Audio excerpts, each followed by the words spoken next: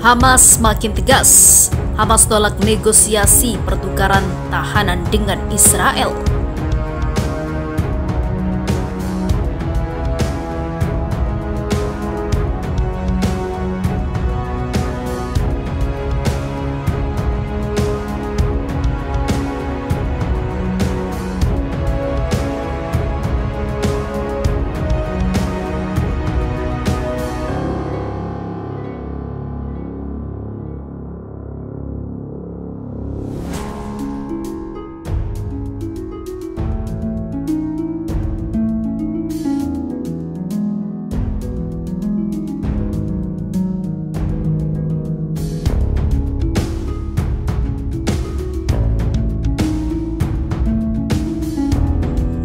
Mantan pemimpin Hamas Khaled Mashal menyebutkan tidak ada perkembangan baru mengenai kemungkinan kesepakatan pertukaran tahanan antara Israel dan Hamas. Seperti disampaikannya pada Selasa kemarin, pertukaran itu akan didasarkan pada pembebasan tahanan oleh Israel dengan imbalan kembalinya tentara Israel yang hilang dan warga Israel yang disandra. Menurut Khaled Mashal, laporan dari Israel tentang kemajuan negosiasi untuk merumuskan kesepakatan pertukaran tidak benar. Sebelumnya, Kan 11 News melaporkan bahwa Hamas telah menyiapkan daftar tahanan yang akan dituntut agar dibebaskan Israel sebagai bagian dari kesepakatan. Rinciannya diteruskan ke delegasi intelijen Mesir yang baru-baru ini mengunjungi jalur Gaza. Khaled Mashal menyatakan bahwa kebijakan Israel terkait kesepakatan pertukaran ditandai kewajiban yang diabaikan setelah penerapan kesepakatan Shalib dengan terkadang meremehkan kemampuan organisasi perlawanan Palestina, melanggar hak asasi manusia dan meningkatkan penderitaan di jalur Gaza selama krisis COVID-19. Khaled Mashal juga menekankan bahwa kesepakatan pertukaran berganti pada kembalinya tentara pendudukan dengan imbalan pembebasan tahanan Palestina. Hal itu tidak ada hubungannya dengan masalah kemanusiaan. Dalam pernyataan ini, Khaled Mashal menolak usulan Israel untuk mentransfer vaksin COVID ke jalur Gaza dengan imbalan kembalinya orang Israel yang hilang, seperti dilansir seputar tangsel.com dari Arutz Sheva. Hamas telah menahan tentara Israel, Hadar Goldin dan Oron Shaul sejak operasi pelindung tepi pada tahun 2014 lalu. Selain itu, dua warga sipil Israel yang hilang di jalur Gaza, Avera Mengistu dan Hisham Al-Shayed, diyakini ditahan Hamas juga. Di sisi lain, diberitakan sebelumnya, surat kabar Inggris melaporkan kelompok Palestina yaitu Hamas secara diam-diam mengoperasikan fasilitas rahasia di Turki untuk melakukan serangan cyber dan operasi kontra intelijen. Dalam laporan Times of London, pusat operasi rahasia Hamas didirikan 2 tahun lalu, diawasi oleh para pemimpin militer Hamas di jalur Gaza. Markas tersebut terpisah dari kantor resmi Hamas di kota Ankara, didirikan tanpa sepengetahuan otoritas berwenang Turki. Samakat Sarraj diyakini sebagai orang yang diserahi mengawasi operasional markas rahasia Hamas. Dia bertanggung jawab langsung kepada Yahya Sinwar, kepala Hamas di Gaza. Times of London menyebut markas intelijen rahasia itu untuk menjalankan kepentingan ganda, yakni mengkoordinasikan secara ataupun serangan dunia maya terhadap musuh Hamas, termasuk otoritas Palestina yang berbasis di Ramallah.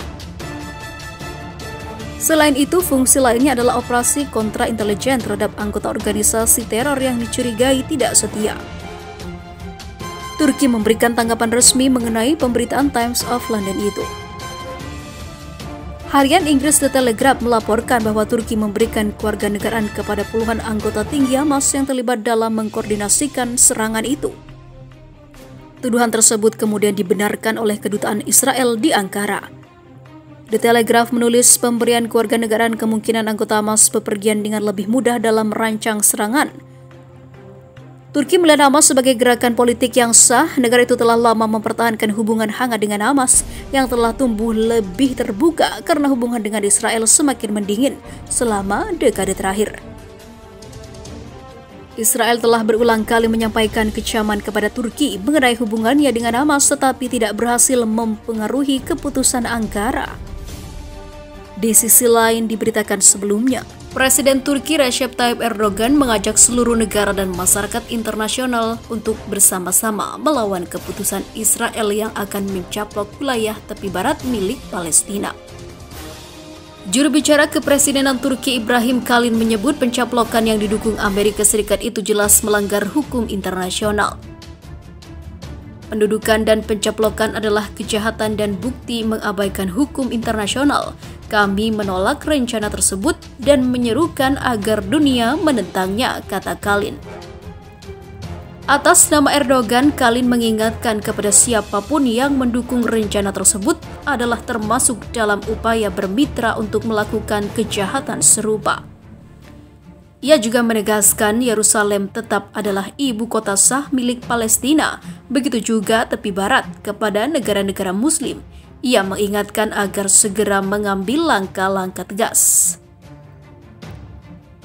Yerusalem adalah kepercayaan kita. Siapapun yang mengkhianati kepercayaan itu akan bertanggung jawab sebelum sejarah, ujar Kalin. Seperti diketahui, Israel melakukan pencaplokan wilayah tepi barat Palestina. Setelah mendapat restu dari Presiden Amerika Serikat Donald Trump, rencana ini memicu gelombang aksi protes hingga saat ini, baik di Palestina maupun di seluruh dunia.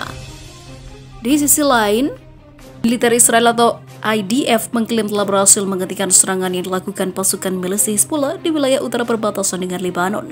Dalam siaran resminya, IDF menyatakan sejumlah milisi Hizbullah telah tiada dalam pertempuran wilayah Hardov itu. Upaya untuk menyusup ke sel Hizbullah di daerah Hardov digagalkan.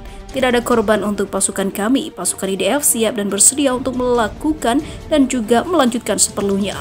Kami tidak akan membiarkan keamanan warga negara Israel dan kedaulatannya dirusak, tulis IDF dikutip FIFA Militer.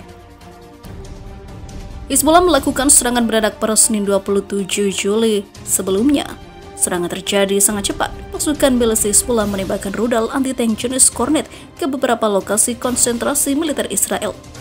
Selama penyerangan berlangsung, kondisi Israel benar-benar mencekam. Sirene tanda bahaya tak henti-hentinya meraung-raung. Penduduk di sekitar lokasi diperingatkan untuk tidak keluar rumah sampai kondisi darurat berlalu. Namun meski berhasil menghancurkan serangan Hizbullah itu, Israel masih dilanda ketakutan yang luar biasa. Sebab Angkatan Laut Israel menyatakan telah mendapatkan informasi terbaru bahwa Hizbullah akan melakukan penyerangan balik besar-besaran melalui jalur laut. Komandan Angkatan Laut dari Pangkalan Haifa, Brigadir Jenderal Gil Aginski, mengatakan kemungkinan serangan laut melalui laut sangat besar terjadi mengingat banyak sekali infrastruktur strategis milik Israel di lautan, salah satunya adalah eksplorasi gasnya. Hanya saja dalam wawancara dengan Israel Hayom, Brigjen Gil menyatakan militer Israel sudah siap menggagalkan serangan laut pasukan Hizbullah. Tantangan yang kita hadapi ada dua, dari laut dan juga dari bawah laut. Di atas air kami tahu bagaimana menghadapi skenario apapun, termasuk beberapa skenario yang sangat rumit, kata dia. Menurut Brigjen Gil, militer Israel telah menyiagakan kapal selam dan juga kapal perang SAR-6 untuk menjaga wilayah maritim dari serangan Hizbullah. Meski begitu, dia tak menyebutkan kapan serangan itu akan dilancarkan Hizbullah. Untuk diketahui, Israel memang telah membuat kesal banyak pihak, terutama tetangganya yaitu Lebanon. Mereka melakukan pengeboran minyak di perairan sengketa antar kedua negara. Kondisi ini diduga kuat menjadi pemicu kemarahan Hizbullah dan memacu semangat milisi bersenjata itu untuk melancarkan serangan ke wilayah maritim Israel.